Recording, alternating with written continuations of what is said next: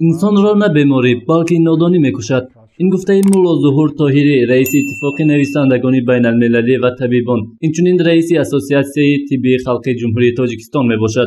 او میگوید در تاجیکستان گیاهای زیاد میروید که برای پیشگیری ویروس مساعدت میکند. ارگانیسم انسان این یک شکلی بوتون هست در حالتی که مثال همون ویروس هم با راههای نفس داده میشود، آدم نفس میکشد.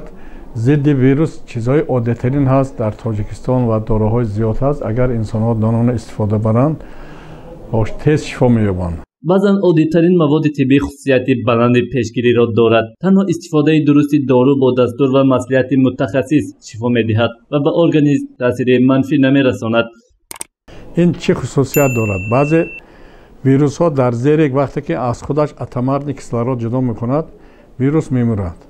دکتر طاهری بر آن نظر است که منتظم تازه نمودن هوای خانه یک راه پیشگیری از پهن گردیدن ویروس می باشد. اینچنین هنگام اوج ویروس برای پهن نگردیدن آن از پیاز عادی نیز استفاده بردن ممکن است. هر یک آدم میتواند همین پیاز 4 به تقسیم کند، 4 گوشه خانهش بماند.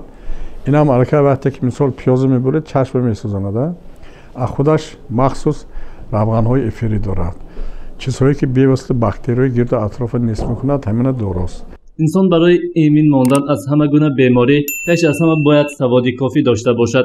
گزارش محمد صابر نوراب، مفتون شکورova و نسیم جان رحیمov برای برنامه اطلاعاتی خبر.